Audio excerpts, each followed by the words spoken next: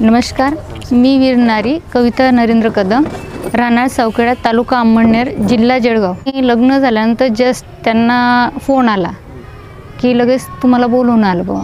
तर ते लगेच तिथे गेले आणि मला घरी सोडून गेले आणि जाताना एक शब्द बोलून गेले मला, मी आजपर्यंत माझ्या वडिलांचा मुलगा होतो, आता याच्या पुढे तू त्यांचा मुलगा म्हणून राहा.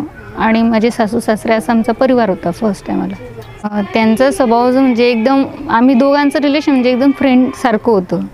त्यांच्या छोट्या छोट्या गोष्टी जे व्हायचे त्या ठिकाणी ते सगळी गोष्टी मला शेअर करायच्या. त्या ठिकाणी एक जो फौजी म्हटला ना, ज्या ठिकाणी तो ड्युटी करतो ती ड्युटी एक सोपी नाही आहे. लोक बोलतात गव्हर्मेंट ड्युटी, गव्हर्मेंट पगार आहे, पण ॲक्च्युली जर बघायला गेलं ना, त्या ठिकाणी त्या व्यक्तीला माहिती आहे, त्या व्यक्तीच्या परिवाराला माहिती आहे की एक सैनिकाचं काय ड्युटी असते आणि तो कशा पद्धतीने तिथे संघर्ष करतो आणि कशा पद्धतीने तो लढतो. रात्री एनी टाईम 24 घंटा त्यांची ड्युटी असते. त्यांना झोप काय असतं ते माहीत नसतं. दिवसभर सकाळची 4पर्यंत तर रात्रीसुद्धा त्यांना प्रत्येकाला 3-3 तास ड्युटी असते, नाईट ड्युटी. आणि त्यांचं जर जीवन पाहिलं नरकापेक्षा बेहतर असतं. सगळ्यांना वाटतं एक फौजी आहे, त्यांना हे फुकट आहे, ते मोफत आहे, एवढा पगार आहे, तेवढा पगार आहे. पण आज आपण ज्या स्थितीला आहेत, आज आपल्याला ताप आला किंवा काही आलं, आपण तिथून रजा घेऊन आपण इकडे येऊ शकतो. पण त्या व्यक्तीला अक्षरशः मरणाच्या दारणापर्यंत पोचतो, तोपर्यंत त्याला तिथून हलता येत नाही.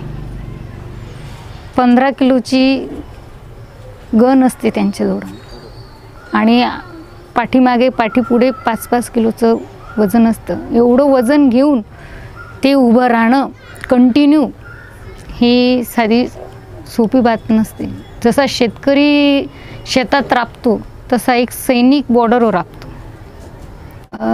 माझंच एक स्वतःचं स्वप्न होतं. माझे आजोबा होते, आमच्या घरात मोठे आजोबा होते, की माझं स्वतःचं स्वप्न होतं मी लग्न करेन ते एका फौजीशीच करेन. मला घरचेही बोलायचे ती 3-3 महिने येत नाही, तू त्यांच्यावर कशी राहशील. पण ॲक्च्युली जर बघायला गेलं ना, एका फौजीबरोबर संसार करणं ती एक खूप वेगळीच गोष्ट असते. 3-3 महिन्याने ते येणं, ते एक प्रेम असतं, तो एक जिव्हाळा असतो, एक लढा असतो. आणि 3-3 महिन्यानंतर आल्यानंतर त्या घरात आपण एनी टाईम बघतो सगळ्यांच्या घरी दिवाळी होते, कुणाच्या घरी काय होते. त्यांना सण हा नावाची गोष्ट त्यांच्यात नाही, त्यांच्या लाईफमध्ये. आणि त्यांच्या जे फॅमिली मेंबर्स असतं त्यांना सण काय असतो हा माहीतच नसतो. कारण की त्यांचा सण त्यावेळेस होतो ज्यावेळेस तो फौजी घरी येतो, त्यावेळेस त्यांची दिवाळी असते, त्यावेळेस त्यांची भाऊबीज असते, त्यावेळेस त्यांची रक्षाबंधन असते. आणि ज्यावेळेस एका फौजीचं निधन होतं त्यावेळेस तो एकटा फौजी नाही मरत, त्याच्याबरोबर त्याची पूर्ण फॅमिली मरते.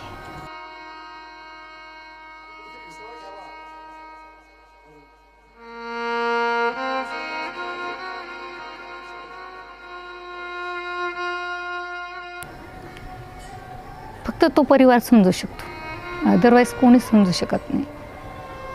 आणि हा समाज जेव्हा फौजी वारतो फक्त 2 दिवस, जवान अमर रहे, अमर रहे, अमर रहे, फक्त 2-3 दिवस. त्यानंतर त्याच्या घरात काय चालू आहे, त्याच्या घरातली रिअल परिस्थिती काय घडते किंवा ते घर कशा पद्धतीने संघर्ष करतं आहे हे बघायला कोणतंच येणार नाही. तर जगणं मुश्किल होतं तुमचं. समाज फक्त बोलायला आहे, तुम्हाला पोसायला नाही. तुम्हाला एकट्याला उभं राहायचं आहे. ह्या समाजाशी तुम्हाला खूप मोठं संघर्ष करायचा आहे. आपण महाभारत आणि रामायणमध्ये एकच रावण पाहिला होता, एकच शकुनी मामा पाहिला होता. इथे तुम्हाला पावलं पावली रावण सापडेल, पावलं पावली रावणं सापडतील तुम्हाला. माझ्या स्वतःच्या अशा काही गोष्टी आहेत, स्वतःबरोबर एक अनुभव झालेला मला बसमध्ये. तिथे तो प्रसंग मी तो म्हणते ना, भगवंत कुणावर येऊ नको. लोकांना फक्त एक स्त्री पाहिल्यानंतर किंवा तिचा नवरा मेल्यानंतर ती स्त्री फक्त त्याच गोष्टीसाठी वाटते, स्वतः माझ्यावर बितलेली. पण म्हणताना फौजीच्या बायको आहेत ना, एक वाघिणी असतात, वाघिणी. त्यांना एवढी सहनशक्ती असते. त्यावेळेस मी माझा जीव कसा वाचवला आहे हे मलाही माहीत नाही. त्यावेळेस परमार्थाने मला कोणती शक्ती दिली की माझ्यात माझा फौजी केव्हा जागृत झाला हे मला कळलं नाही. त्या नराधमाच्या इथून मी सुटली. त्या एका प्रसंगाने माझं पूर्ण आयुष्य मला हलवून दिलं. म्हटलं आता रडायचं नाही, आता ह्या समाजाशी लढायचं आहे आपल्याला. असं लढायचं आहे की आपण एक समोरच्यासाठी एक आदर्श उदाहरण बनायला हवं.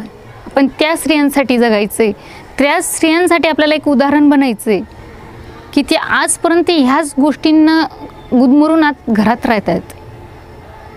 काहीतरी असं करायचं आहे आपल्याला या जीवनात. म्हणून मी स्वतः कराटे क्लासेस शिकली. पहिले स्वतःचं रक्षण कसं पद्धतीने करता येईल त्या पद्धतीने मी स्वतः कराटे क्लासेस शिकली. माझ्या जीवनात मी फक्त 3 व्यक्तींना आदर्श मानते. एक आई जिजाऊ, मी जिची लेक केली, दाशीची राणी की मी ह्या जगाला लढू शकेन, आणि अल्लाबाई होळकर की मी माझ्या परिवाराला, ह्या समाजाला कशा पद्धतीने ह्या किचकटमधनं बाहेर काढू शकते. कारण की आत्ताच्या फील्डमध्ये जर पाहिलं ना, एक विधवा नावाचा एक डाग येतो, डाग समाजाने लावलेला एका स्त्रीला, तो विधवा नावाचा डाग आहे. मला फक्त समाजाला एक विचारायचं आहे की ज्या घरातला तो व्यक्ती गेल्यानंतर ती एकटी स्त्री विधवा नसते, तिलाच काय या गोष्टींचा नियम असतो. मग ती त्या स्त्रीचाच पती नसतो, कुणाचा भाऊ असतो, कुणाचा मुलं असतो, कुणाचं काय असतं. मग तो विधवा नावाचा जो कलंक आहे फक्त तिलाच का समाजामध्ये? तिच्या तर रक्ताचं नातं नाही ना त्याच्याबरोबर, फक्त जन्माच्या गाठी बांधलेल्या होत्या ना. मग त्या रक्ताच्या नात्यांना का नाही हा कलंक? समाज का म्हणून तिच्याकडे दृष्टिकोनातनं बघतो? एक विधवा म्हणून का बघतो? का ती विधवा झाली, तो वारलामुळे. मग एखाद्याची जर मिसेस वारली तर त्याला का बरं विधवा म्हणत नाही? त्याला का कोणत्या गोष्टीची फॅसिलिटी सगळ्या गोष्टीची दिली? एक विधवा म्हटलं शुभ कार्यात चालत नाही. लोकांचं थिंकिंग चालू आहे आता, ती शुभ कार्यात चालत नाही, लग्न समारंभाला चालत नाही, जिथे सौभाग्यवती बायांचे जे कार्यक्रम असते तिथे एक विधवा चालत नाही. काही काही वेळेस तर एका आईला मुलाच्या लग्नात तू विधवा आहे, तू पहिले ओवाळणी नको टाकू का? ज्यावेळेस तिचा नवरा वारला होता त्यावेळेस समाज आला होता का त्या मुलाला मोठं करण्यात? आजपर्यंत त्या मुलाला इथून तर इथपर्यंत पोहोचवलं तिने. तर मग त्यावेळेस तुम्ही कुठे गेले होते? त्यावेळेस ती एकटी तिने मुलाला लहानाचं मोठं केलं. ती कोणत्या संघर्षाला लढली? या समाजाच्या नराधमांशी लढली ती, ह्या प्रत्येकाशी लढली ती. अक्षरशः जर म्हटलं ना, आपण जर एका स्त्रीने ती एकटी घराला आता सांभाळते. आता माझी परिस्थिती खूप नाजूक आहे. मी आता पर्सनली जॉबसाठी मी पहिले MPSCचा अभ्यास केला. मी पोलीस भरतीचा हे केलं. मी 2 मार्कासाठी पोलीस भरतीला गेली ग्राउंडमध्ये. त्यानंतर मी जॉबसाठी अप्लाय करत गेली, इंटरव्ह्यू द्यायला गेली. मला आता त्या गोष्टीचं लोकांचं कोणत्या प्रकारे विचारश्रेणी समजू की जॉबला ते मला ऑफर ठेवतात. मी असे भरपूर मला लोकांनी ऑफर ठेवले, पण एक विचार केला की यांची विचारश्रेणी कुठपर्यंत आहे एक स्त्रीकडे बघण्याचा. आणि त्यात आपल्या सैनिकाची पत्नी तर वेगळीच आहे अजून. त्यात जर एक विचार केला, एक सैनिकाच्या पत्नीबरोबर हे हादसे होऊ शकतात, तर जगात अशा काही व्हिडिओ आहेत, तर त्या कशा जगत असेल? त्यांचं जीवन कसं असेल? की मी एक विचार केला आहे की आपल्याला लढायचं आहे ना, आपल्याला जगायचं आहे मुलांसाठी, तर समाजाचा विचार नाही करायचा. परिस्थितीला बघून जेवढं आपण घाबरलं, परिस्थिती आपल्याला तेवढी घाबरवते. बाळ जस्ट 1च वर्षाचा झाला, तो पप्पा म्हणायला त्यांनी सुरुवातच केली होती. फक्त पप्पा म्हणायला सुरुवात केली आणि भगवंताने एवढा मोठा काळ केला. कारण की वास्तविक जर बघायला गेले, माझ्या 4 सासू सासऱ्यांमध्ये एकटा मुलगा होता माझ्या मिस्टर, आणि तो सुद्धा माझ्या सासऱ्यांनी देशसेवेसाठी पाठवला होता. आणि त्याच व्यक्तीचा माझा मुलगा आता आहे. तो ज्यावेळेस त्याला म्हणजे त्याला अजून त्यावेळेस त्याला माहीतच नव्हतं पप्पा काय असतात. आणि त्याला ज्यावेळेस कळायचं मम्मी पप्पा कुठे आहेत काय आहेत, एवढं माहिती की सैनिक आहे असं तसं, त्यावेळेस काळीज खूप मोठं करावं लागायचं. एवढं मोठं मी जगाच्या प्रत्येक प्रश्नांना उत्तर देऊ शकत होते, फक्त माझ्या बाळाच्या प्रश्नाला मी उत्तर देऊ शकले नव्हते. आणि त्याच्या प्रश्नांना उत्तर नाही देऊ शकत होते मी. कुठेतरी खंत वाटत होती, हो बेटा पप्पा. त्याने जास्त ॲपसेट नाही केलं होतं की माझे पप्पा नाही आहेत या जगात. तो सांगायचा नाही पप्पा की नाही, तालिबानचं युद्ध चालू ना तिथे गेलेत, पप्पा जर आले मग दुश्मन आपल्या बॉर्डरमध्ये घुसतील मम्मी. तो मला समजूत घालायचा. मी प्रत्येकाच्या प्रश्नांना उत्तर देत गेली, पण मी मुलाच्या प्रश्नाला कधीच उत्तर देऊ शकले नाही. आणि कधीकधी मुलांना कुठे कुठे वाटतं. आजपर्यंत मी स्वतः म्हटली आई म्हणून जगली, आता बाप म्हणून जगायचं. हे जर म्हटलं, हे लावल्यानंतर एक सैनिकाला एक पॉवर येते, जगण्याची हिंमत येते. ह्या मेडलपासून त्याला जगण्याची हिंमत येते आणि त्याला एक अभिमान वाटतो देशाविषयी की मी खूप हे बुवा. आणि हे घातल्यानंतर जर म्हटल्यानंतर ना, हे आणि हे त्यांनी घातलं आहे आणि हे देशासाठी त्यांनी घातलं आहे, याच्यापेक्षा जास्त अभिमानाची गोष्ट कुठेच नाही माझ्यासाठी. कायमस्वरूपीचं जोपर्यंत माझ्या जीवात जीव आहे तोपर्यंत पायाची जुळवे आणि गळ्यातलं मंगळसूत्र कधीच काढणार नाही सर. ही वर्दी नाही सर माझ्यासाठी. हा माझा एक अभिमान आहे. मी माझ्यात माझ्या नवऱ्याला मी बघते आणि ह्या वर्दीत मी माझ्या मुलांना त्यांचे वडील काय आहेत हे सांगते की ह्यात किती पॉवर आहे. ज्यावेळेस ही अंगावर घातते ना तेव्हा फील होतं, एक मनात होते की हे त्या व्यक्तींना किती अभिमान वाटतो की हे घातल्यानंतर, तर ते आज मला वाटतं. आणि ह्या वर्दीत मी माझ्या मिस्टरांना कायमस्वरूपी ठेवते आयुष्यात. आणि त्यांचं टार्गेट म्हणजे त्यांचे जे विचार आहेत ते कायमस्वरूपी माझ्या जीवनात ठेवून. आणि समाजसेवा मला करायची. समाजसेवा अशी करायची की जो एक विडो नावाचा जो शब्द आहे, विधवा नावाचा जो शब्द आहे तो या समाजातनं नाहीसा करायचा आहे. जो विधवा नावाच्या शब्दाचा जो अर्थ आहे तो इतका घाणेरडा आहे की त्या स्त्री म्हणजे आज मी अनुभवू शकते त्या गोष्टीला. कारण की माझ्या घरातूनच ही सुरुवात झाली होती.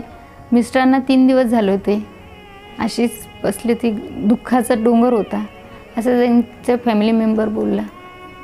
सकाळी कधीही म्हणजे सासऱ्यांना सांगत होते, सकाळी कधीही विधवाचं तोंड बघायचं नसतं, अशुभ असतो.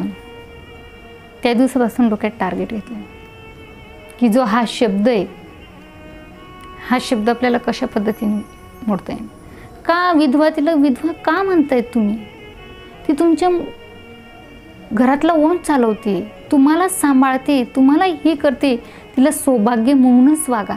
आणि ती खरी सौभाग्यवती, जी नवरा नसताना तिचा पूर्ण परिवार सांभाळते, ती खरी सौभाग्य माझ्या नजरेत. मी तर पहिलं म्हणजे माझं सौभाग्य म्हणेन की तुमच्यासारखे आज आमच्याकडे आले बुवा, असं मी माझं भाग्य समजेन.